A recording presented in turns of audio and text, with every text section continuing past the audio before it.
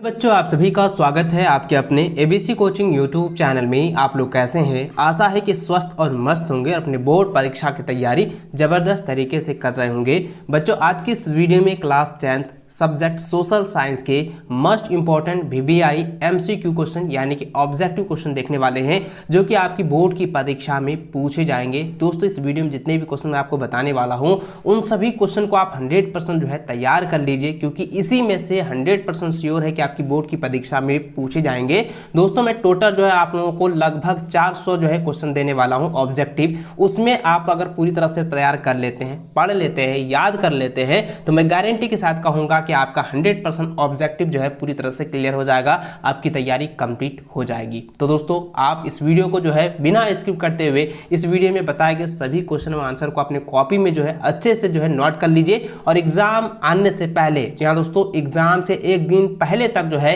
आप इसको अच्छे से जो है रख लीजिएगा। और दोस्तों, आपसे भी रिक्वेस्ट है कि चैनल पर पहली बार आए हैं तो चैनल को सब्सक्राइब करने के साथ बेल आइकन को प्रेस जरूर कर लेंगे। तो चलिए दोस्तों, क्वेश्चन की ओर चलते हैं। तो देखिए दोस्तों, सबसे पहला प्रश्न दिया गया है कि पहले तुम मनुष्य हो, उसके बाद किसी देश के नागरिक या अन्य कुछ, यह कथन किसका है? तो यह कथन किसका है? रूसो का है। अगला प्रश्न है लिब्रे क्या था? तो लिब्रे जो है फ्रांसीसी मुद्रा है। अगला प्रश्न है कि ब्रिटिश सरकार ने कैसर ए हिंद की उपाधि से किसे सम्मानित किया गया? तो इसका आंसर हो जाएगा महात्मा गांधी। अगला प्रश्न है राजनीतिक गतिविधियों को कुचलने और बिना मुकदमा चलाए जेल में बंद रखने का प्रावधान किस एक्ट में था? तो इसका आंसर दोस्तों हो जाएगा रॉलेट एक्ट। इसको जो है ना आप अच्छे से जो है कॉपी में नोट कर लीजिए, क्योंकि यह जो है काफी VBI सब क्वेश्चन है और इसमें से 100% श्योर है कि आपकी बोर्ड की परीक्षा में प्रश्न जो है पूछे जाएंगे। अगला प्रश्न देखिए दिया गया है कि लीडर पेस्ट क्या था? तो लीडर पेस्ट जो क्या था, एक जो है संक्रामक बीमारी था, ठीक है, जिसको हम लोग पशु रोग भी कहते हैं। ठीक है, ये क्या है? लीडर पेस्ट जो है ये क्या है? पशु रोग है। ठीक है, इसको अच्छे से आप लोग कॉपी में नोट करते हुए याद कर लीजिए। अगला प्रश्न है कि G77 से आप क्या समझते हैं? तो इसका आंसर हो जाएगा दोस्तों विकासशील देशों का समूह जो है G77 के नाम से जाना जाता है। ठीक है, अगला प्रश्न है कि इंग्लैंड में किस नई तकनीकी की शुरुआत में महिलाओं को क्रोधित कर दिया था? तो इसका आंसर हो जाएगा स्पिनिंग जेनी। ठीक है, या आप कह सकते हैं कि किस मशीनों के द्वारा? तो याद रखेंगे स्पिनिंग जेनी मशीनों के द्वारा जो है ऐसा माहौल खड़ा हुआ था, महिलाओं के अंदर जो है क्रोधित मतलब महिला जो है काफी ज्यादा क्रोधित हो गए थे, क्योंकि उसकी जो है बेरोजगारी और ज्यादा बढ़ गई थी। ठीक है, चलिए आगे बढ़ते हैं। अगला प्रश्न दिया गया है कि औद्योगिक क्रांति सर्वप्रथम कहां प्रारंभ हुई? तो इसका आंसर दोस्तों हो जाएगा इंग्लैंड। ठीक है, याद रखेंगे। अगला प्रश्न है कि पहली प्रिंटिंग प्रेस का जो विकास है वो किसने किया? तो इसका आंसर हो जाएगा योहान गुटेनबर्ग। ठीक है, याद रखेंगे योहान गुटेनबर्ग। पहला प्रिंटिंग प्रेस का विकास जो है किसने किया था? योहान गुटेनबर्ग ने किया था। ठीक है, अगला प्रश्न है कि टोक्यो का पुराना नाम क्या है? तो टोक्यो का पुराना नाम है दोस्तों एदो। याद रखेंगे टोक्यो का पुराना नाम क्या है? एदो है। अगला प्रश्न है कि लॉ ऑस्क जो है किस प्रकार का संशोधन है? तो यह संसाधन है। तो यहाँ पे क्या हो जाएगा? संशोधन भी रहेगा, और आपके एग्जाम में आपका पूछा जा सकता है कि यह जो है किस प्रकार का जो है संसाधन है। ठीक है, याद रखेंगे। इसको आप लोग जो है ना कॉपी में अच्छे से जो है नोट कर लीजिए। तो इसका याद रखना है कि लॉ ऑस्क जो है और नवीकरणीय योग्य संसाधन है या और नवीकरण योग्य संसाधन है, या कह सकते हैं सिर्फ और नवीकरण है। तो आप इसको अच्छे से जो है कॉपी में नोट करके इसको रट लीजिए। अगला प्रश्न देखिए दिया गया है कि किस राज्य में काली मृदा पाई जाती है? तो इसका आंसर हो जाएगा दोस्तों गुजरात। ठीक है, अगला है कि बांधवगढ़ राष्ट्रीय उद्यान किस राज्य में स्थित है? तो इसका आंसर हो जाएगा मध्य प्रदेश में।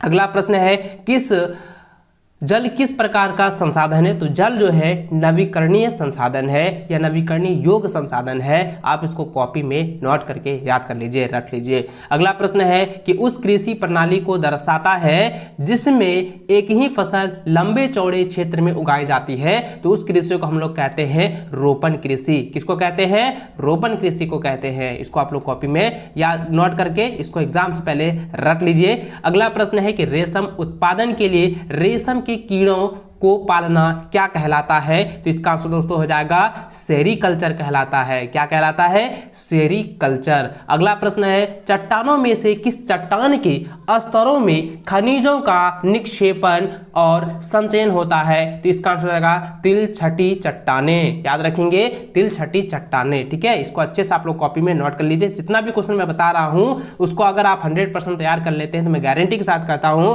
कि आपकी जो सफलता है वो मैं गारंटी के साथ कर लूंगा और आप इस वर्ष जो है बोर्ड की परीक्षा में टॉपर जरूर होंगे। आपका जो है बोर्ड की परीक्षा में 400 अंक जो है कोई नहीं काट सकता है, 400 प्लस आपका अंक आएगा। ठीक है, अगला प्रश्न देखिए दिया गया है कि खनिज धातुओं को कच्चे माल के रूप में प्रयोग करने वाले उद्योग कहलाते हैं। तो इसका आंसर हो जाएगा खनिज आधारित उद्योग कहलाते हैं। क्या हो जाएगा? ऑप्शन तो इसमें दिया नहीं है, तो डायरेक्ट आपको याद रखना है। जितना भी मैं बता रहा हूं तो सबको याद रखना है, खनिज आधारित उद्योग जो है कहलाते हैं। अगला प्रश्न है, कौन सी एजेंसी जो है सार्वजनिक क्षेत्र में स्टील को बाजार में उपलब्ध कराती है? तो इसका आंसर दोस्तों हो जाएगा सेल। ठीक है, याद रखेंगे SIL। ठीक है, SAIL होता है। ठीक है, इसको अच्छे से याद रखना, SA होता है SAIL। ये इसको आप लोग जो है नोट करके रख लीजिए। ठीक है, अगला प्रश्न है कि राजू यानी कि यहाँ पे राज्य होगा। ठीक है, राज्य में राजधानियों को जिला मुख्यालय से जोड़ने वाली सड़कें कहलाती है। तो इसका आंसर हो जाएगा राजमार्ग। ठीक है, याद रखेंगे, राज्य से राजधानी, ठीक है, राज्य से राजधानी को जिला मुख्यालय से जोड़ने वाली सड़कें क्या कहलाती है? राजमार्ग कहलाती है। अगला प्रश्न है कि 1917 और 1993 के मध्य बेल्जियम के संविधान में कितनी बार जो है संशोधन किया गया? तो ये बहुत आसान है, बहुत बार एग्जाम में पूछा गया है। तो 4 बार जो है संशोधन हुआ है। तो आंसर क्या हो जाएगा? 4 बार। अगला प्रश्न है कि साथ आकर बनाया गया संघ किसका उदाहरण है? तो दोस्तों इसका आंसर जाएगा संयुक्त राष्ट्र अमेरिका। ठीक है, याद रखेंगे, संयुक्त राष्ट्र अमेरिका का उदाहरण है। अगला प्रश्न है कि एक ऐसा समाज जिसमें सामुदायिक, सांस्कृतिक या जाति विभिन्नता अधिक गहरी नहीं होती, तो इसका आंसर जाएगा समरूप समाज जो है कहलाते हैं। तो इसका आंसर क्या हो जाएगा? समरूप समाज। इसको आप लोग जो है ना 100% रख लीजिएगा। अगला प्रश्न है कि भारतीय संविधान की प्रस्तावना में धर्मनिरपेक्ष शब्द संविधान के निम्न में से किस संशोधन द्वारा जोड़ा गया था? तो इसका आंसर आएगा 42वें संशोधन। ठीक है, याद रखेंगे। अगला प्रश्न है कि दबाव समूह के उदाहरण बताइए। तो दबाव समूह के उदाहरण क्या है? तो नर्मदा बचाओ आंदोलन है, शराब विरोधी आंदोलन है, सूचना के अधिकार का आंदोलन है। तो ये सभी क्या है? दबाव समूह के उदाहरण है। इसको आप लोग जो है लिख लीजिए। अगला प्रश्न है कि भारतीय जनता पार्टी का मुख्य प्रेरक सिद्धांत क्या है? तो इसका आंसर दोस्तों हो जाएगा सांस्कृतिक राष्ट्रवाद। क्या होगा? सांस्कृतिक राष्ट्रवाद है। भारतीय जनता पार्टी अर्थात बीजेपी का जो मुख्य प्रेरक सिद्धांत है वो सांस्कृतिक राष्ट्रवाद है। आप इसको कॉपी में जो है नोट कर लीजिए और लिख लीजिए कि हमें जो है इसको 100% जो है रट लेना है। इसको 100% आपको जो है तैयार हर हाल में कर लेनी है। अगला प्रश्न देखिए दिया गया है कि लोकतांत्रिक सरकार की उत्तरदायी होती है। तो ये जो होगा लोगों के प्रति जो है उत्तरदायी होता है। ठीक है, लोगों के प्रति। ये आपका जो है एग्जाम में जो है ऑप्शन में दिया जाएगा, लेकिन अगर आप इस तरीके से आप याद कर लेते हैं तो मैं गारंटी के साथ कहूंगा कि आप अपनी बोर्ड की परीक्षा में जो है 400 प्लस अंक लाओगे।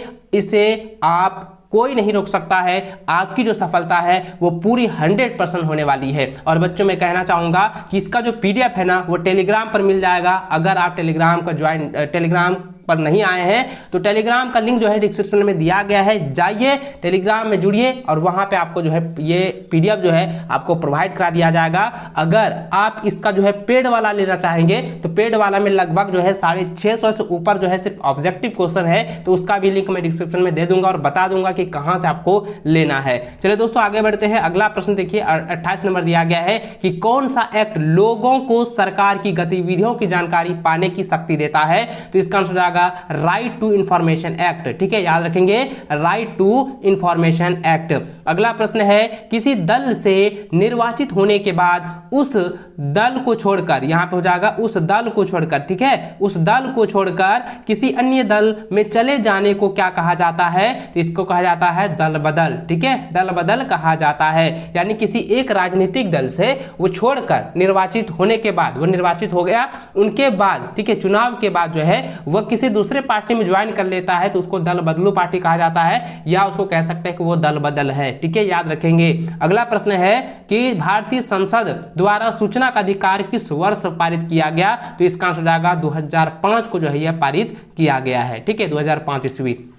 अगला प्रश्न है कि सतत विकास का उद्देश्य है, तो सतत विकास का उद्देश्य क्या होता है बच्चों? कि विकास वातावरण वर्तमान के लिए, विकास जो है वर्तमान के लिए एवं आने वाली पीढ़ी दोनों के लिए होना चाहिए। यही जो है सतत पोषणीय विकास या सतत विकास का जो है मुख्य उद्देश्य है। आप इसको कॉपी में नोट कर लीजिए। अगला प्रश्न है कि जीवन प्रत्याशा का अर्थ है, तो जीवन प्रत्याशा का अर्थ होता है कि जन्म के समय व्यक्ति के जीवन की जो औसत संभावित आयु है उसी का जो अर्थ यहाँ पे जीवन प्रत्याशा को दर्शाया गया है। तो दोस्तों इसका अच्छे से याद रख लीजिए कि जीवन प्रत्याशा का अर्थ होता है जन्म के समय व्यक्ति के जीवन की औसत संभावित आयु। अगला प्रश्न है कि राष्ट्रीय ग्रामीण रोजगार गारंटी अधिनियम कितने जिलों में लागू किया? तो इसका आंसर होगा दोस्तों ये जो है 200 जिलों में जो है लागू किया गया है। ठीक है, इसको अच्छे से आप लोग कॉपी में नोट कर लीजिए, बार बार एग्जाम में क्वेश्चन पूछा जाता है। अगला प्रश्न है कि प्राकृतिक उत्पादकों को विनिर्माण, ठीक है याद रखेंगे, प्राकृतिक उत्पादकों को विनिर्माण के माध्यम से उपयोगी वस्तु में बदलना किस क्षेत्र में आता है? तो इसका आंसर हो जाएगा द्वितीयक क्षेत्र में आता है। दोस्तों आप याद रखें, द्वितीयक क्षेत्र, प्राथमिक क्षेत्र और तृतीयक क्षेत्र में से एक जो है आपका 100% एग्जाम में आएगा।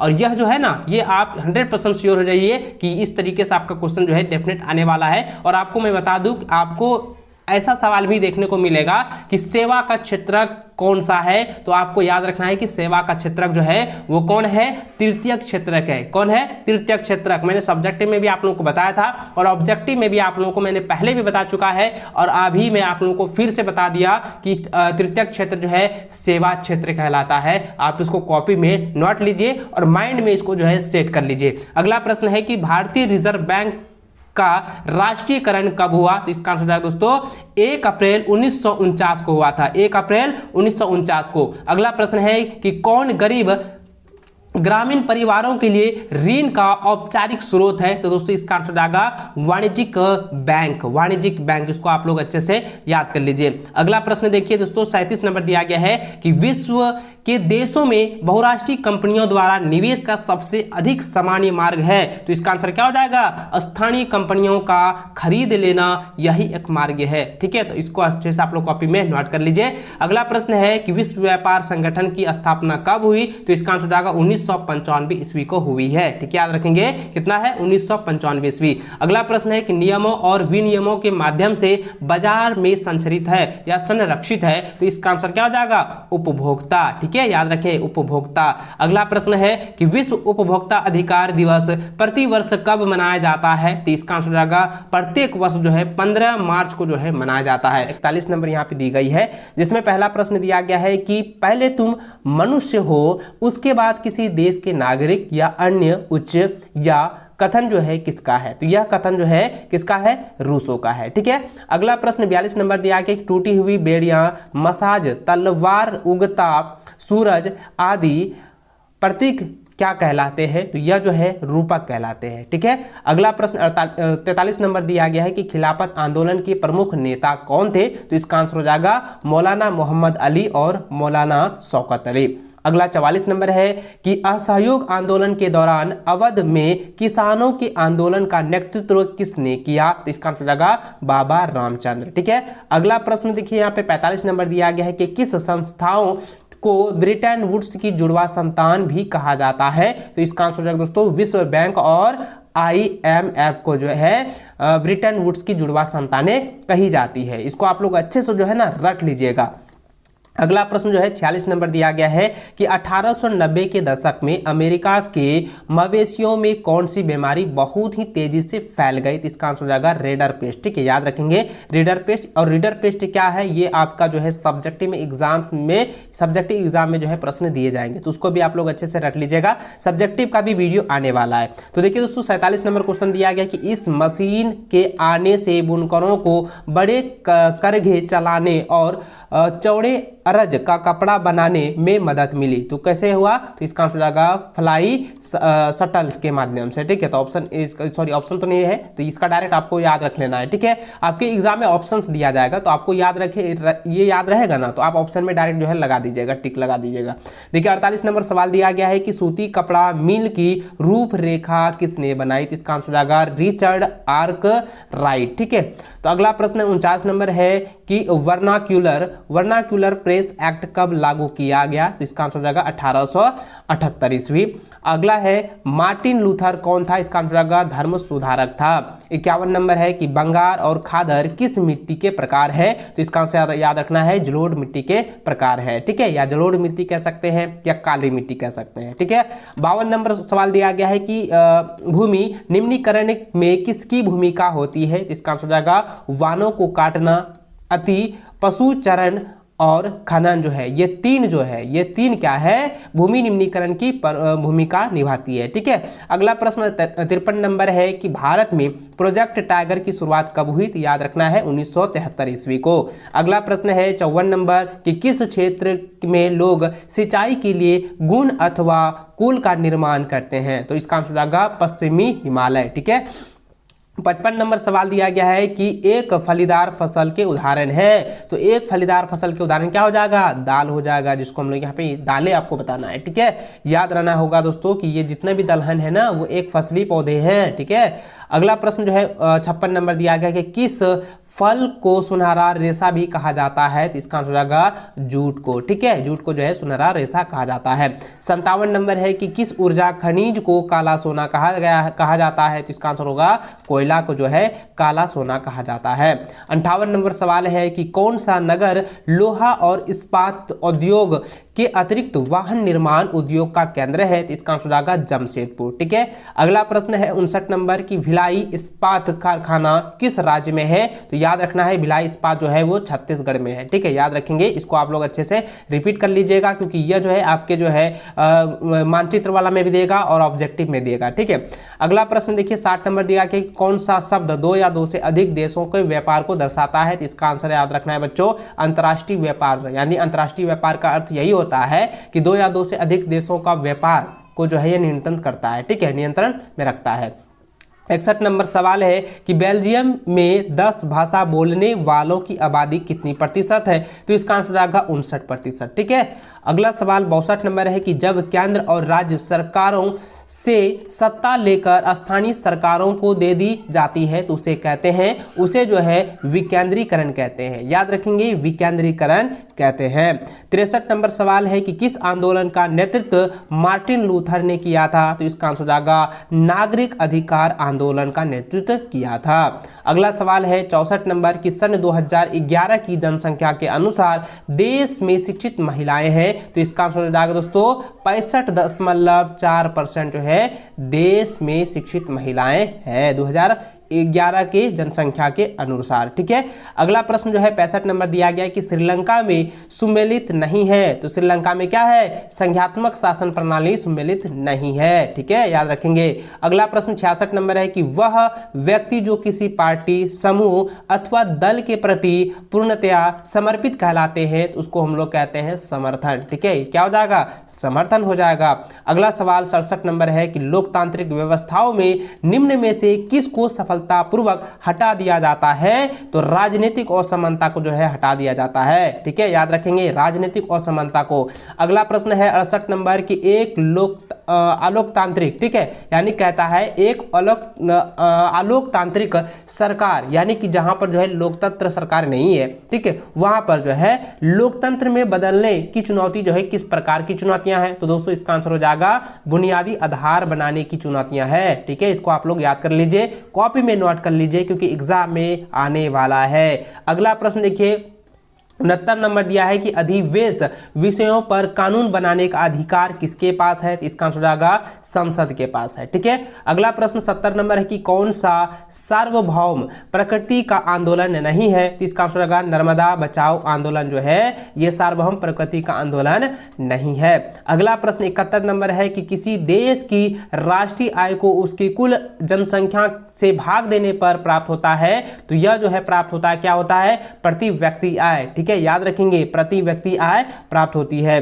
अगला प्रश्न है कि देशों के विकास की तुलना करने का सबसे महत्वपूर्ण आधार क्या है, तो यह जो है औसत आय है। ठीक है, इसका आंसर क्या हो जाएगा, औसत आय। अगला सवाल 73 नंबर दिया गया है कि राष्ट्रीय ग्रामीण रोजगार आश्वासन, यानी कि यहाँ पे आश्वासन के बदले आपके एग्जाम में ये गारंटी भी दिया जाएगा। ठीक है, यानी कि राष्ट्रीय ग्रामीण रोजगार गारंटी अधिनियम किस वर्ष जो है लागू किया गया था, तो दोस्तों 2005 को जो है यह लागू किया था। ठीक है, याद रखेंगे, यानी जिसको हम लोग मनरेगा कहते हैं। ठीक है, मनरेगा कहते हैं। ठीक है, या महात्मा गांधी रोजगार कहते हैं, ये जो है 2005 में जो है लागू की गई थी। अगला सवाल जो है 74 नंबर है कि भंडारण को किस क्षेत्र में शामिल किया जाता है, तो भंडारण को जो है तृतीयक क्षेत्र में शामिल किया जाता है। और बच्चों आपको याद रखना है, तृतीयक क्षेत्र को ही सेवा का क्षेत्र कहा जाता है। ठीक है, अगला प्रश्न देखिए 75 नंबर है कि किसी विनिमय प्रणाली में अवश्य कथाओं का दोहरा संयोग होना अनिवार्य विशिष्टता है, तो इसका आंसर आएगा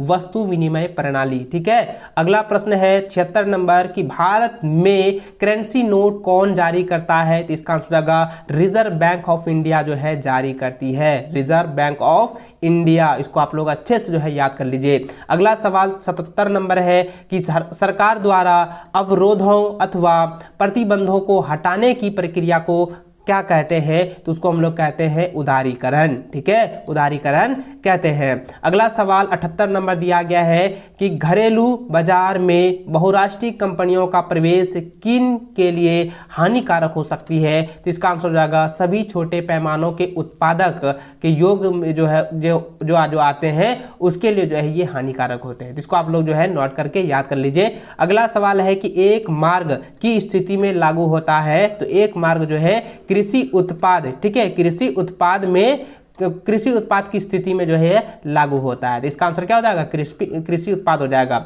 अगला सवाल जो दिया गया है कि वह संगठन की अंतर्राष्ट्रीय स्तर पर उत्पादों के मानक तय करता है उसे कहा जाता है, उसे जो है ISO कहा जाता है। यानी दोस्तों आपने देखा होगा कि कोई भी उत्पादक होते हैं या कोई भी उत्पाद है उस पर क्या होता है, IOS का जो है मुहर लगा होता है, वही जो है मानक तय करता है। ठीक है, तो ये IOS इसको आप लोग अच्छे से याद कर लेंगे। 81 नंबर दिया गया है कि जर्मनी के एकीकरण के लिए बिस्मार्क ने कौन सी नीति अपनाई, तो इसका आंसर रहेगा खूनी नीति जो है अपनाई है।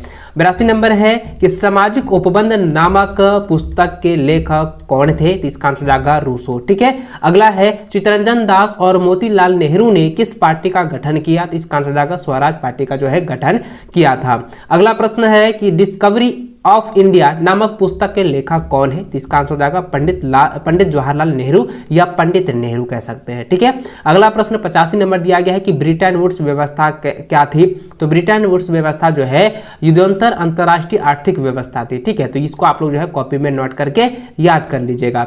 अगला प्रश्न 86 नंबर है कि आलू अकाल किस देश में हुआ था, तो दोस्तों यह जो हुआ था आयरलैंड में हुआ था। ठीक है, इसको आप लोग याद रखेंगे।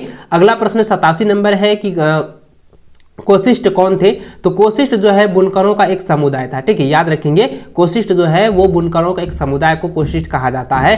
चलिए अगला प्रश्न 88 नंबर दिया गया है कि इंग्लैंड का कौन सा नगर फिनिशिंग सेंटर के रूप में विकसित हुआ था, तो विकसित कौन सा हुआ था, तो लंदन हुआ था। ठीक है, याद रखेंगे इसका आंसर क्या हो जाएगा, लंदन हो जाएगा। अगला प्रश्न 89 नंबर है कि ज्योतिबा फूले ने 1871 में जाति प्रथा के अत्याचारों पर कौन सी पुस्तक लिखी थी, तो इसका आंसर आएगा गुलामगिरी जो है पुस्तक का नाम था। ठीक है, तो गुलामगिरी आप लोग याद रखेंगे।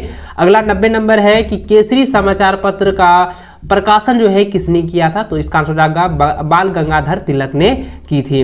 अगला प्रश्न है कि लॉ एस्क किस प्रकार का संसाधन है, तो इसका आंसर आपको याद रखना है कि अनवीकरणीय योग संसाधन है। ठीक है, लॉ एस्क जो है अनवीकरणीय योग संसाधन है, और लॉ कहेगा तो लॉ कहेगा तब याद रखना है नवीकरणीय योग संसाधन। ठीक है, चलिए अगला प्रश्न 92 नंबर है कि जिस भूमि पर खेती की जाती है उसे कहते हैं, तो उसी जो है कृषि योग्य भूमि कहते हैं। इसको आप लोग याद रखें, काफी इजी सब होगा, आप लोगों को भरसक याद होगा बच्चों। और आप मुझे कमेंट करके यह भी बताइएगा कि आपको जो है इसमें से कितना क्वेश्चन जो है ऑलरेडी पता है। अगला प्रश्न देखिए दिया गया है 93 नंबर कि वन विभाग के अनुसार कुल वन क्षेत्र का 1/3 हिस्सा किस वन का है, इसका आंसर आएगा रक्षित वन का है। ठीक है, अगला है प्रचुर मात्रा में जल उपलब्ध होने के बावजूद जल दुर्लभता कैसे होती है। तो दोस्तों इसका आंसर देना है कि औद्योगिक कचरा और रसायनों से जल की गुणवत्ता में कमी होना, ये जो है जल दुर्लभता का एक महत्वपूर्ण जो है कारण है। इसको आप लोग अच्छे से कॉपी में नोट करके याद कर लीजिए। अगला प्रश्न 95 नंबर है कि सरकार कौन सी घोषणा फसलों की सहायता देने के लिए करती है। तो इसका आंसर जाएगा न्यूनतम सहायता मूल्य योजना। ठीक है। अगला है 96 नंबर किसके साथ ऑपरेशन फ्लड लागू हुआ। तो इसका आंसर जाएगा श्वेत क्रांति के साथ जो है यह ऑपरेशन फ्लड को जो है लागू किया गया था।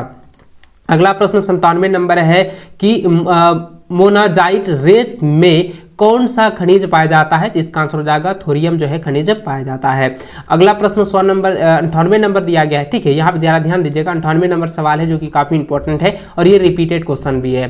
तो देखिए दोस्तों यहाँ पे दिया गया है कि कच्चे माल को मूल्यवान उत्पाद में परिवर्तित कर अधिक मात्रा में वस्तुओं को उत्पादन को देता है। तो इसको हम लोग कहते हैं विनिर्माण कहते हैं। ठीक है, याद रखेंगे, उसे विनिर्माण कहते हैं। अगला प्रश्न है कि कौन सा उद्योग विभाग कंप्यूटर आदि संयंत्र निर्मित करता है। तो उसका आंसर क्या हो जाएगा, इलेक्ट्रॉनिक उद्योग जो है ये विभिन्न प्रकार के जो है कंप्यूटर और जो संयंत्र होते हैं उसका निर्माण किया जाता है। तो आपको याद रखना है इलेक्ट्रॉनिक उद्योग। ठीक है। अगला प्रश्न है कि कौन से दोस्त जो है स्थित, ठीक है, यहाँ पे दोष हो जाएगा। ठीक है, कौन से दोष स्थित स्थान पूर्वी पश्चिमी गिलियारे से जुड़े हुए हैं। इसका आंसर हो जाएगा दोस्तों सिलचर तथा पोरबंदर। ठीक है, याद रखेंगे सिलचर तथा पोरबंदर। इसको आप लोग कॉपी में नोट कर लीजिए। अगला प्रश्न 101 नंबर है कि बेल्जियम में कौन सी भाषा बोलने वाले बहुत असंख्यक है। मतलब यहाँ पे ये कह रहा है कि बेल्जियम में जो है सबसे ज़्यादा बोलने वाली भाषा कौन सा है। तो याद रखना है डच भाषा होती है। ठीक है, ये कई बार आप लोगों को मैंने बताया हुआ है। अगला सवाल देखिए 102 नंबर दी गई कि बेल्जियम की राजधानी ब्रुसेल्स 80% लोग किस भाषा का प्रयोग करते हैं। तो याद रखना दोस्तों डच भाषा का। अगर आपका बेल्जियम डायरेक्ट कह दिया जाए कि बेल्जियम में कौन सी भाषा का प्रयोग किया जाता है, अधिकतर कौन सी भाषा बोली जाती है, तो आपको याद रखना है कि वहाँ पर जो है लगभग 80% जो है लोग जो है वो डच भाषा का प्रयोग करते हैं। ठीक है, 101 नंबर 102 नंबर जो है काफ़ी ईजी है, इसको आप लोग याद रखेंगे, दोनों का आंसर जो है डच ही होगा। अगला प्रश्न जो है 103 नंबर दिया गया कि शिक्षा वन मजदूर संघ विवाह। ठीक है, यहाँ पे क्या है, शिक्षा वन मजदूर संघ विवाह गोद लेना और उत्तराधिकार जैसे विषय की सूची के महत्वपूर्ण विषय है। तो ये सभी जो है समवर्ती सूची में आते हैं। तो इसका आंसर क्या हो जाएगा, समवर्ती सूची हो जाएगा। अगला प्रश्न 104 नंबर दिया कि उत्तरी आयरलैंड, ठीक है, उत्तरी आयरलैंड में 44% रोमन कैथोलिक का प्रतिनिधित्व कौन सी पार्टी करता है। तो इसका आंसर आएगा नेशनलिस्ट पार्टी जो है इसका नेतृत्व करता है। ठीक है, इसको आप लोग कॉपी में नोट करके इसको अच्छे से जो है याद कर लेना है। अगला प्रश्न 105 नंबर दिया गया कि एक सीढ़ी नुमा रचना जिसमें सभी जाति समूहों को उच्चतम से निम्नतम के रूप में रखा जाता है। तो इसको हम लोग कहते हैं जाति पदानुक्रम। इसका उत्तर क्या हो जाएगा, जाति पदानुक्रम। ठीक है। अगला प्रश्न है कि बोलीविया की सरकार ने कोचबम्बा, ठीक है, कोचबम्बा शहर में जलापूर्ति का अधिकार किसे बेच दिया था। तो इसका आंसर हो जाएगा बहुराष्ट्रीय कंपनी। ठीक है। अगला प्रश्न है राजनीतिक दल का कार्य होते हैं। तो देखिए दोस्तों ये जो है ना सब्जेक्टिव में 2 नंबरिया में भी पूछा जाता है और ऑब्जेक्टिव में जो है ना ऑप्शन में आपको भी दिया जाता है। तो याद रखना है कि राजनीतिक दल के कार्य क्या क्या होते हैं। तो जनमत का निर्माण करना, नागरिकों को राजनीतिक शिक्षा प्रदान करना और चुनाव लड़ना जो है ये सभी जो है राजनीतिक दल के कार्य होते हैं। तो इसको आप लोग जो है याद कर लीजिए। अगला प्रश्न 108 नंबर दिया गया कि व्यक्ति की गरिमा और स्वतंत्रता को सुरक्षित रखने के लिए सबसे अच्छी सरकार है। तो इसका आंसर जाएगा कौन सा, लोकतंत्र सरकार है। ठीक है, इसको आप लोग रख लीजिए। अगला प्रश्न है 109 नंबर कि अक्टूबर 2005 में भारत सरकार द्वारा कौन सा कानून लागू किया गया था। तो इसका आंसर होगा दोस्तों सूचना का अधिकार अधिनियम जो है 2005 को लागू की गई थी। ठीक है, इसको याद कर लीजिए। अगला प्रश्न 110 नंबर है कि समवर्ती सूची के किस विषय पर केंद्र और राज्य के बीच विवाद होने पर किस का कानून लागू हुआ। तो इसका आंसर हो जाएगा केंद्र सरकार का जो है कानून लागू हुआ है। अगला सवाल देखिए दोस्तों दिया गया है 111 नंबर कि लोकतंत्र के मार्ग में सबसे बड़ी बाधा क्या है। तो इसका आंसर हो जाएगा अशिक्षा जो है लोकतंत्र के मार्ग में सबसे बड़ी जो है बाधा है। ठीक है, इसको आप लोग याद कर लीजिए। अगला सवाल दिया गया कि विदेशी विदेश जिनकी 2017 के प्रति व्यक्ति आय $12,056 प्रति वर्ष या उससे अधिक है तो वह देश की श्रेणी के अंतर्गत आएगा। तो दोस्तों वह जो देश होगा वो विकसित देश की श्रेणी में आएगा। ठीक है, याद रखेंगे, इसका आंसर क्या हो जाएगा? विकसित हो जाएगा। अगला प्रश्न है कि विश्व में प्रत्येक देश के प्रति व्यक्ति आय किस मुद्रा में मापी जाती है? तो सभी की जो प्रति व्यक्ति आय है वो डॉलर में मापी जाती है। याद रखेंगे, इसका आंसर हो जाएगा डॉलर। अगला सवाल है कि कृषि डेयरी खेती किस क्षेत्र से संबंधित गतिविधियां हैं? तो इसका आंसर दोस्तों यह सभी जो है प्राथमिक क्षेत्र में आते हैं या प्राथमिक क्षेत्र की गतिविधियां हैं। तो ऑप्शन यहाँ पे तो दिया नहीं है, लेकिन इसको याद रख लेना है, प्राथमिक। ठीक है, अगला प्रश्न 115 नंबर दिया गया कि बैंकों के लिए आय का प्रमुख स्रोत क्या है? तो इसका आंसर हो जाएगा कर्जदार और जमाकर्ता। ठीक है, यहाँ पे हो जाएगा जमाकर्ता, इसको याद रखेंगे। यहाँ पे हो जाएगा जमाकर्ता पर लगाए गए ब्याज के बीज का अंतर। ठीक है, ब्याज के बीज का अंतर जो होगा वो बैंकों के लिए आय का प्रमुख स्रोत होता है। ठीक है, इसको आप लोग जो है याद कर लीजिए। अगला सवाल देखिए 116 नंबर दिया गया कि कौन सा प्लास्टिक मुद्रा का उदाहरण है? तो इसका आंसर हो जाएगा क्रेडिट कार्ड जो है यह एक मुद्रा का उदाहरण है। ठीक है, अगला सवाल 117 नंबर है कि विश्व की सबसे मोटी या बड़ी कह सकते हैं, यहाँ पे मोटी नहीं होगा, बड़ी होगा, क्योंकि कई सारे एग्जाम में क्या होता है कि सवाल को थोड़ा सा कंफ्यूज करने के लिए बच्चों को मोटी वहां पे प्रयोग किया जाता है, इसलिए मैंने देखा था ये क्वेश्चन, इसलिए दोस्तों मैं मोटी बोल दिया। लेकिन दोस्तों यहाँ पे क्वेश्चन क्या है कि विश्व की सबसे बड़ी मोटर गाड़ी निर्माता कंपनी जो है कौन है? तो इसका आंसर हो जाएगा फोर्ड मोटर्स हो जाएगा। ठीक है, क्या हो जाएगा? Ford Motors.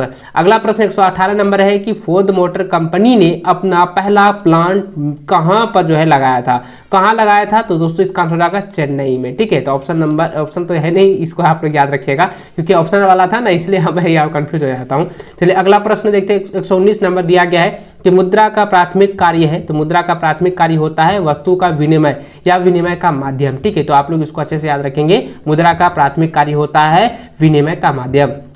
अगला प्रश्न दिया गया है कि भारतीय मानक संस्थान का मुख्य कार्यक्रम कहाँ है या कार्यालय कहाँ है? आपके जो है आपका जो आप देख सकते हैं कि वहाँ पे समुद्रन वाला में क्या है कि यहाँ पे जो है ना कार्यक्रम दे दिया है, और इसमें क्या है कि आपको यहाँ पे दिया जाएगा कार्यालय। तो याद रखना है कि भारतीय मानक संस्थान का जो मुख्य कार्यालय है वह कहाँ है? दिल्ली में है। ठीक है, याद रखेंगे, कहाँ है? दिल्ली में है। इसका जो है 121 नंबर सवाल दिया गया है कि स्वतंत्रता, समानता एवं बंधुत्व का नारा किस क्रांति की देन है? तो याद रखना है फ्रांसीसी क्रांति, इसका आंसर हो जाएगा।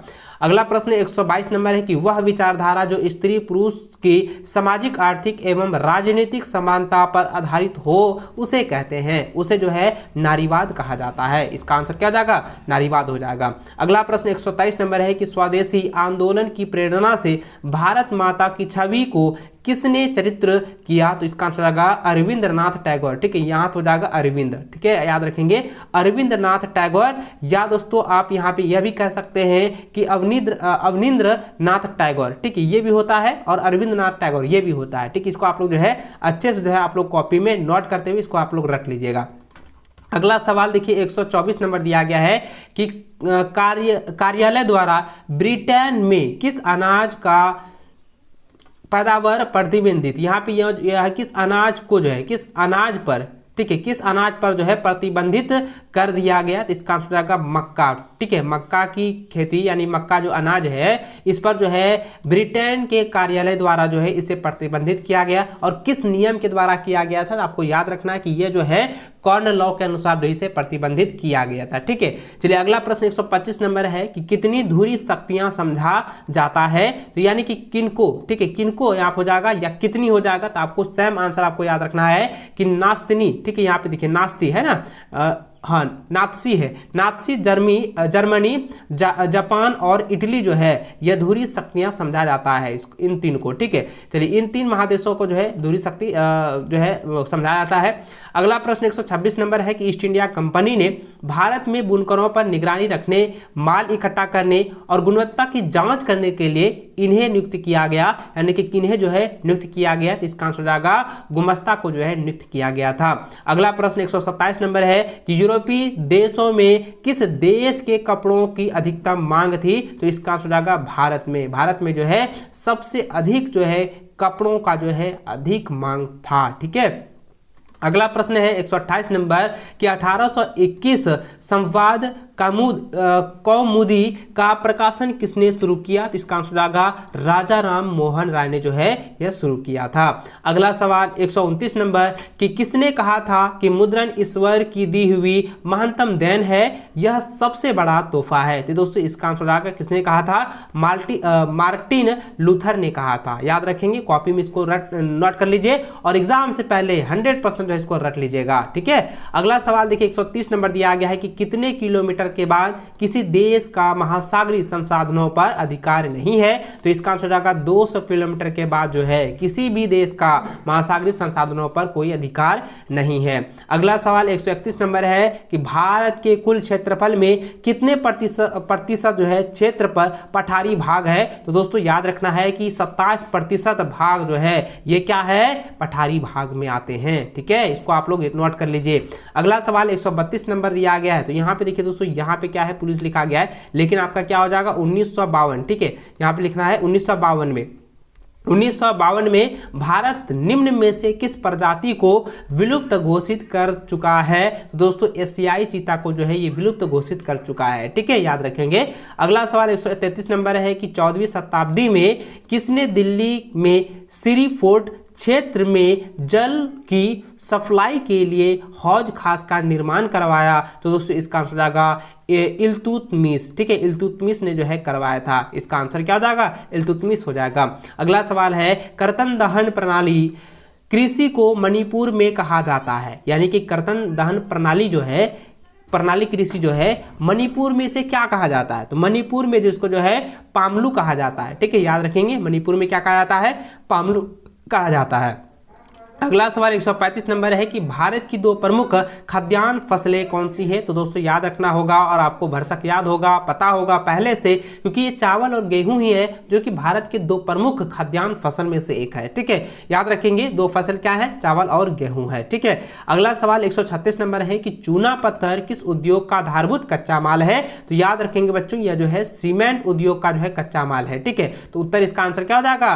वो सीमेंट उद्योग हो जाएगा। अगला सवाल 137 नंबर है कि किस शहर को भारत की इलेक्ट्रॉनिक राजधानी कहा जाता है? तो दोस्तों बंगलोर को जो है भारत के इलेक्ट्रॉनिक राज्य कहा जाता है। तो इसका आंसर आएगा बेंगलोर। अगला सवाल है 138 नंबर कि कृषि आधारित उद्योग नहीं है, तो तांबा प्रगलन जो है ये कृषि आधारित उद्योग नहीं है, यही आपका आंसर हो जाएगा। 139 नंबर दिया गया है प्रश्न कि भारत में वायु परिवहन का राष्ट्रीयकरण कब किया गया? तो दोस्तों इसका आंसर आएगा 1953 को जो है यह राष्ट्रीयकरण किया गया था, ठीक है। अगला क्वेश्चन जो है 140 नंबर दिया गया है कि नियंत्रण एवं संतुलन की व्यवस्था का संबंध सत्ता की साझेदारी के किस रूप से है? तो इसका आंसर आएगा सत्ता की क्षैतिज वितरण, ठीक है, याद रखेंगे। सत्ता की क्षैतिज वितरण से जो है यह समरूप है, यानी सत्ता की साझेदारी से नियंत्रण और संतुलन की व्यवस्था को संबंधित रखता है। तो इसका आंसर क्या हो जाएगा? सत्ता की क्षैतिज वितरण, ठीक है।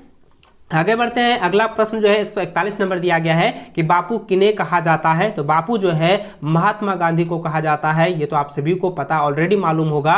चलिए अगला प्रश्न यहाँ पे देखिए दोस्तों 142 नंबर दिया है कि प्रतिरक्षा, विदेशी मामले, बैंकिंग, संचार और मुद्रा जैसे राष्ट्रीय महत्व के विषय किस सूची में महत्वपूर्ण विषय है? तो दोस्तों ये सभी जो है संघ सूची में आते हैं, तो इसका आंसर क्या हो जाएगा? संघ सूची हो जाएगा। अगला सवाल है 143 नंबर कि किस देश को धार्मिक और जाति पहचान के आधार पर विखंडन का सामना करना पड़ा? तो दोस्तों इसका आंसर आएगा यूगोस्लाविया, ठीक है, यूगोस्लाविया। इसको आप लोग अच्छे से रख लीजिएगा, क्योंकि यहाँ पे जो है ना ये क्वेश्चन जो है कई बार पूछा गया और रिपीटेड भी है। इसको इंपॉर्टेंट आप लोग इसको जो है कॉपी में नोट कर लीजिए और VVI लगा दीजिए, ठीक है।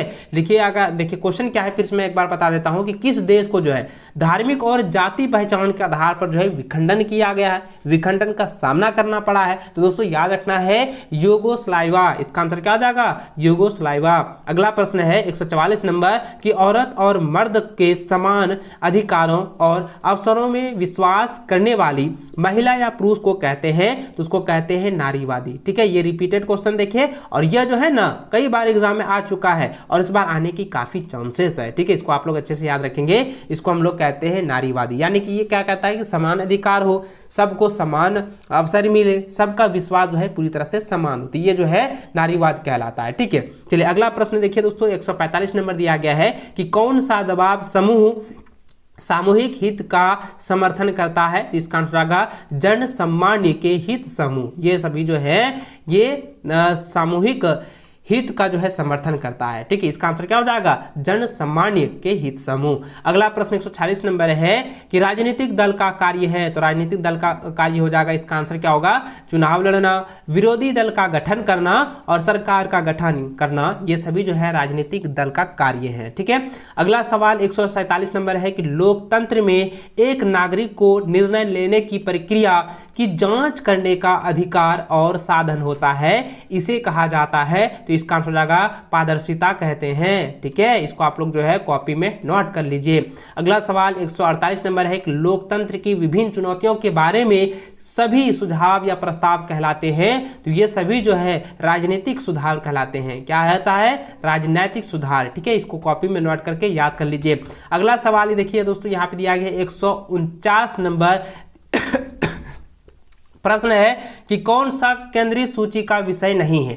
दोस्तों विदेशी मामले जो है ये सभी जो है केंद्रीय सूची का विषय नहीं होता है। ठीक है, याद रखेंगे विदेशी मामले जो है केंद्रीय सूची का विषय नहीं है। ठीक है, अगला सवाल 150 नंबर यानी कि 150 नंबर देख सकते हैं कि 150 क्वेश्चन तक हम लोग आ चुके हैं। ठीक है, 150वां नंबर क्वेश्चन दिया गया है कि देखिए यहाँ पे क्या लिखा है, बोलीविया किस महादेश में अवस्थित है। तो इसका आंसर आएगा लातीनी अमेरिका, अमेरिकी में जो है यह व्यवस्थित है। इसका आंसर यही होगा।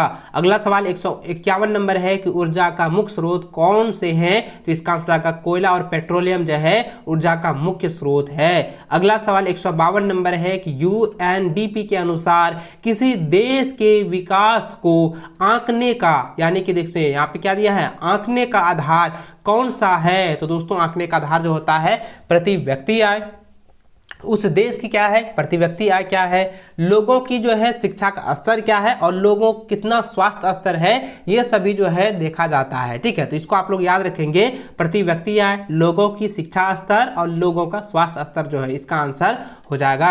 अगला सवाल 153 नंबर दिया गया है कि भारत के किस क्षेत्र में छुपी हुई बेरोजगारी पाई जाती है। तो दोस्तों इसका आंसर हो जाएगा कृषि क्षेत्र में जो है छुपी हुई बेरोजगारी पाई जाती है। तो इसका आंसर हो जाएगा कृषि क्षेत्र। अगला प्रश्न 154 नंबर है कि भंडारण को किस क्षेत्र में शामिल किया जाता है। इसका आंसर जाएगा तृतीय क्षेत्र में जो है शामिल किया जाता है। और बच्चों आपको याद रखना है कि क्वेश्चन इस प्रकार से भी दे सकता है कि सेवा क्षेत्रक किस क्षेत्र को कहा जाता है, सेवा क्षेत्रक जो है किस क्षेत्र को कहा जाता है। याद रखना है कि तृतीय क्षेत्र को जो है सेवा का क्षेत्र भी कहा जाता है। ठीक है, चलिए अगला प्रश्न देखिए 155 नंबर दिया गया है कि भारतीय रिजर्व बैंक का मुख्य कार्य होता है। तो मुख्य कार्य जो होता है वो शाख नियंत्रण का होता है। ठीक है, यानी कि जो शाखाएं होती है उनका नियंत्रण जो है पूरी तरह से जो है भारतीय रिजर्व बैंक करती है। तो इसका आंसर क्या हो जाएगा, शाख नियंत्रण। ठीक है, अगला प्रश्न 156 नंबर दिया गया कि कौन सा तत्व उत्पादकों को घरेलू बाजार से बाहर व्यापार करने का अवसर देता है। तो इसका आंसर जाएगा वैश्वीकरण जो है यह सभी अवसर प्रदान करती है। ठीक है, याद रखेंगे वैश्वीकरण। अगला प्रश्न 157 नंबर है कि दो देशों के बीच होने वाले व्यापार को कहा जाता है। तो उसे जो है अंतर्राष्ट्रीय व्यापार कहा जाता है। दो या दो से अधिक देशों के बीच अगर व्यापार हो या व्यापार का संबंध दर्शाए तो वे सभी जो है अंतर्राष्ट्रीय व्यापार के अंतर्गत आते हैं, अंतर्राष्ट्रीय व्यापार कहलाते हैं। इसको आप लोग जो है कॉपी में नोट कर लीजिए और भेजे में आप लोग घुसा लीजिए, दिमाग में आप लोग खोस लीजिए। यही क्वेश्चन आपकी बोर्ड की परीक्षा में पूछे जाएंगे। अगला सवाल 158 नंबर है कि उपभोक्ता संरक्षण अधिनियम के अंतर्गत एक उपभोक्ता को कितने अधिकार उपलब्ध हैं। तो दोस्तों एक उपभोक्ता को जो है टोटल 6 जो है अधिकार उपलब्ध है। ठीक है, याद रखेंगे, इसका आंसर हो जाएगा 6 अधिकार। ठीक है, अगला सवाल 159 नंबर है कि उपभोक्ता संरक्षण अधिनियम किस वर्ष लागू किया गया था। तो दोस्तों इसका आंसर हो जाएगा 1986 को जो है यह लागू किया गया था। ठीक है, अगला सवाल 160 नंबर दिया है कि राष्ट्रवाद में एक निश्चित भौगोलिक क्षेत्र में रहने वाली जनता में से इसके द्वारा जुड़ी होती है। तो किसके द्वारा जुड़ी होती है। तो इसका आंसर हो जाएगा श्रम, संस्कृति, समाज, इतिहास, भाषा और लोक परंपरा के अनुरूप जो है ये एक दूसरे के साथ जो है जुड़ी होती है। ठीक है, तो 161 नंबर क्वेश्चन दिया गया है कि जर्मनी के एकीकरण में प्रमुख भूमिका निभाने वाले बिस्मार्क कहाँ के चांसलर थे? तो आपको याद रखना है, इसका आंसर हो जाएगा प्रसा। ठीक है, याद रखेंगे, प्रसा का ही ये चांसलर थे। ठीक है, अगला सवाल 162 नंबर है कि सरदार वल्लभ भाई पटेल ने किस किसान आंदोलन का नेतृत्व किया था? तो इसका आंसर आएगा बारदोली आंदोलन। ठीक है, इसका आंसर कब जाएगा? बारदोली आंदोलन का जो है उन्होंने नेतृत्व किया था। ठीक है, अगला सवाल 163 नंबर है कि साइमन कमीशन भारत क्यों आया? तो दोस्तों इसका आंसर होगा कि भारत में संवैधानिक व्यवस्था की कार्यशैली का अध्ययन करने जो है भारत को जो है साइमन कमीशन भारत आया था। ठीक है, याद रखेंगे, ये ऑब्जेक्टिव में पूछा जाएगा। ठीक है, चलिए अगला सवाल देखिए 164 नंबर दिया गया कि प्राचीन काल में किस स्थल मार्ग से एशिया और यूरोप का व्यापार होता था? तो इसका आंसर हो जाएगा रेशम मार्ग से। ठीक है, इसका आंसर क्या होगा? रेशम मार्ग हो जाएगा। अगला सवाल है कि गाड़ियों के उत्पादन के लिए असेंबली लाइन का प्रयोग अमेरिका में सबसे पहले किसने किया था? तो दोस्तों इसका आंसर हो जाएगा हेनरी फोर्ड ने जो है किया था। ठीक है, हेनरी फोर्ड ने। अगला सवाल 166 नंबर है कि डॉन ऑफ द सेंचुरी, ठीक है, डॉन ऑफ द सेंचुरी नामक चित्र में किसका महिमा मंडन है? किसका महिमा मंडन जो है वहाँ पे चित्रित किया गया है? तो इसका आंसर दोस्तों हो जाएगा औद्योगिकरण का जो है महिमा मंडल है। ठीक है, तो यहाँ पे देखिए दोस्तों, यहाँ पे क्या हो जाएगा 166 नंबर का क्या हो जाएगा? औद्योगिकीकरण हो जाएगा इसका आंसर। ठीक है, अगला सवाल 167 नंबर है कि स्पिनिंग जेनी मशीन ने किस प्रक्रिया में वृद्धि की है? तो इसका आंसर जाएगा कताई की प्रक्रिया में जो है वृद्धि की है। ठीक है, अगला सवाल है कि भारत में पहला प्रिंटिंग प्रेस किनके द्वारा जो है लाया गया था? तो इसका आंसर जाएगा पुर्तगालियों के द्वारा जो है लाया गया था। इसको आप लोग रट लीजिए, कई बार एग्जाम में पूछे जा चुके हैं, इस बार भी आने के चांसेस है। अगला सवाल है कि गैली क्या है? तो गैली क्या होता है दोस्तों? गैली जो है वो धातुएं फ्रेम होते हैं। ठीक है, धातुई यानी कि धातुई फ्रेम होता है गैली, इसको आप लोग जो है याद कर लीजिए। अगला सवाल है कि यदि सरकार के विभिन्न अंगों विधायिका, कार्यपालिका और न्यायपालिका के बीच सत्ता का बंटवारा रहता है तो उसे सत्ता का वितरण कहा जाता है। तो कौन सा वितरण कहा जाता है? क्षैतिज वितरण कहा जाता है। तो याद रखेंगे, इसका आंसर हो जाएगा क्षैतिज। ठीक है, अगला सवाल 171 नंबर है कि भारतीय संघ में इस समय है, तो भारतीय संघ में जो है इस समय 28 राज्य और 8 संघीय क्षेत्र है। ठीक है, तो इसको आप लोग जो है कॉपी में नोट करके इसको 100% जो है रिवीजन जरूर कर लीजिएगा एग्जाम से पहले। ठीक है, चलिए आगे बढ़ते हैं। अगला सवाल 172 नंबर दिया गया है कि मैक्सिको ओलंपिक, ठीक है, यानी कि मैक्सिको ओलंपिक की कहानी जो है किस आंदोलन से संबंधित है? तो इसका आंसर दोस्तों हो जाएगा नागरिक अधिकार आंदोलन से संबंधित है। किसका हो जाएगा आंसर? नागरिक अधिकार आंदोलन से। ठीक है, अगला सवाल 173 नंबर है कि संविधान के किस अनुच्छेद में अस्पृश्यता को समाप्त कर दिया गया है? तो इसका आंसर होगा अनुच्छेद 17 में जो है ये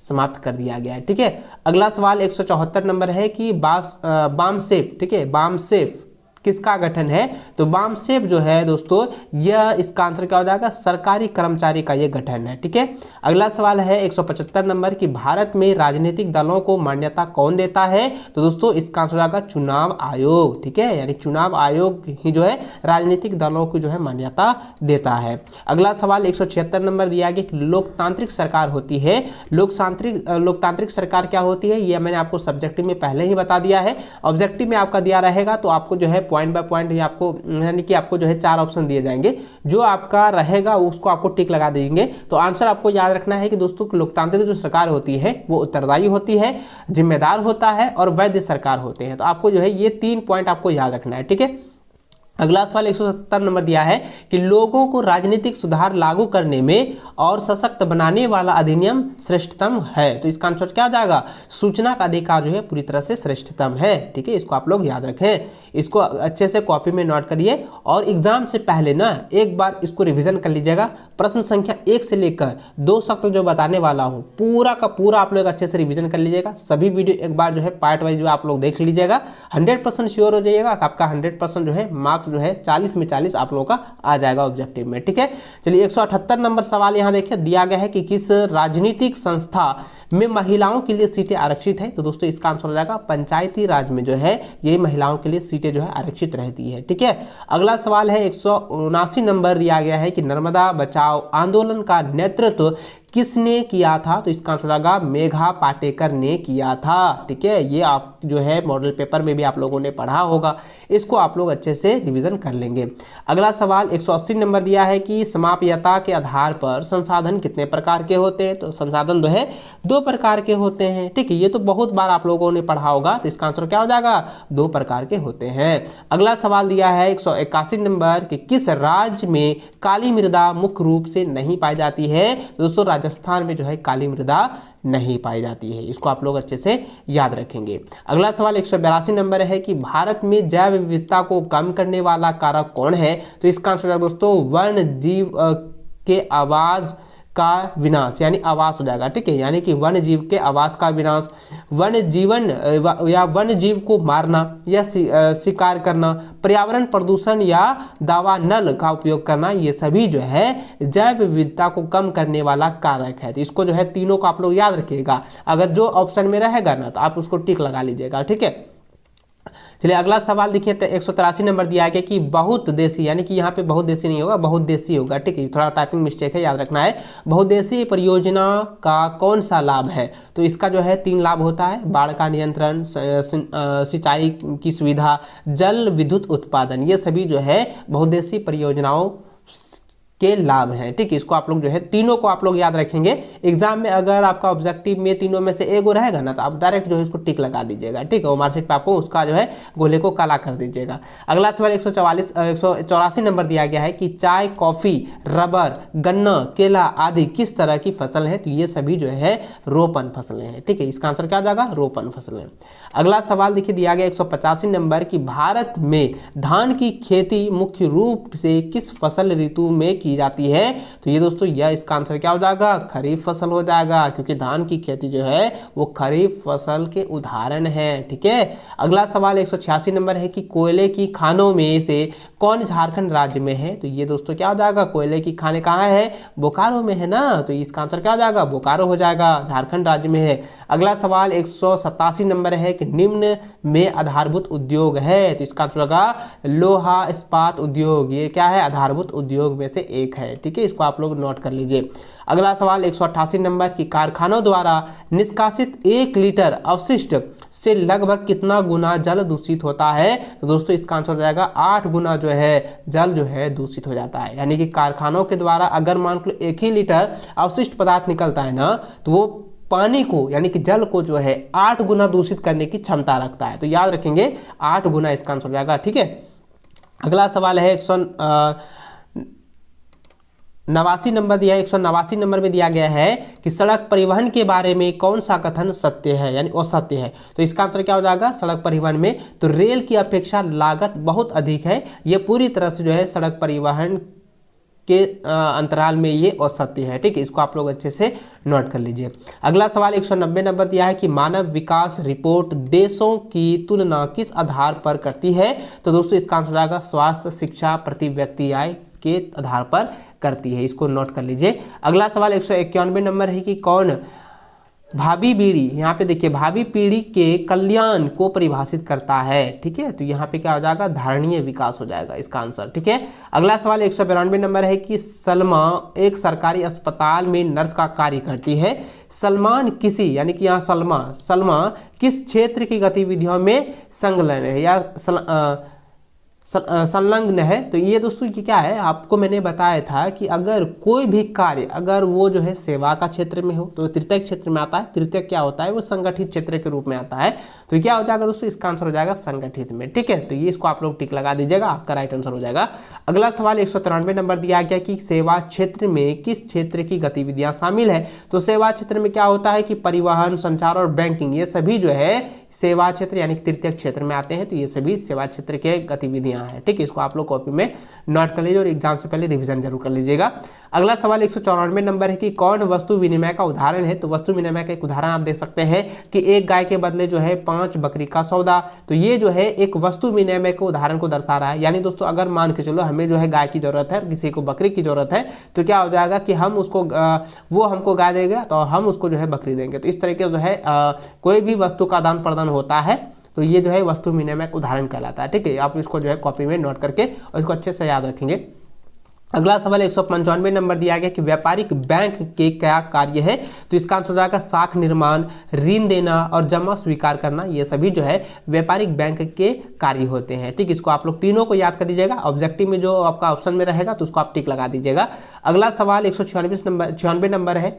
196 नंबर देखिए दिया गया है कि दो राष्ट्रीय कंपनियां का देशों के उत्पादन पर नियंत्रण होता है। तो इसका आंसर हो जाएगा एक से अधिक जो है उत्पादन होता है। ठीक है, एक से अधिक देशों में उत्पादन पर नियंत्रण होता है। बहुराष्ट्रीय कंपनियां क्या होता है मैंने आपको बताया था, और सब्जेक्टिव में भी आप लोग याद रखेंगे क्योंकि बहुराष्ट्रीय कंपनियों से रिलेटेड आपके एग्जाम में क्वेश्चन दिए जाएंगे। ठीक है, अगला सवाल 197 नंबर दिया गया कि फोर्ड मोटर किस देश की कंपनियां हैं। तो ये जो है अमेरिका देश की कंपनियां हैं। ठीक है, इसका आंसर क्या हो जाएगा अमेरिका।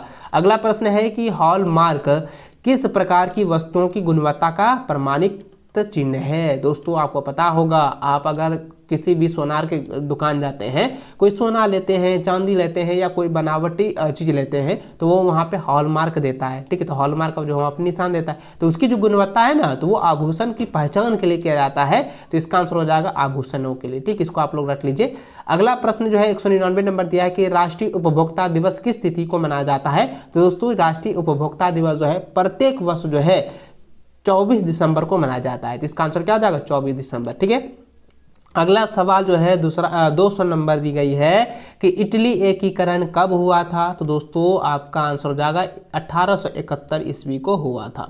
दोस्तों इस वीडियो में जो है मैंने आपको जो 200 क्वेश्चन बताए हैं, मैंने जो है पार्ट वाइज आप लोगों को वीडियो बना के दिया है। अगर दोस्तों आप 1 से लेकर 200 प्रश्न तक जो है आप अच्छे से रिवीजन कर लेते हैं, अच्छे से उनको याद कर लेते हैं, तो आप 100% श्योर हो जाइए कि इसी में से जो है 40 प्रश्न जो है आपकी बोर्ड की परीक्षा में पूछे जाएंगे। साथ ही दोस्तों आप लोगों का जो मॉडल पेपर जैक बोर्ड की तरफ से जारी किया गया है उसको भी आप लोग अच्छे से रिवीजन जरूर कर लीजिएगा। ठीक है, चलिए दोस्तों इस वीडियो में बस इतना ही। वीडियो अच्छी लगे तो वीडियो को लाइक अपने सभी दोस्तों के साथ शेयर करें। चैनल पर पहली बार आए चैनल को सब्सक्राइब करने के साथ बेल आइकन को प्रेस जरूर कर लीजिएगा। मिलते हैं नेक्स्ट में, तब तक जय हिंद, वंदे मातरम।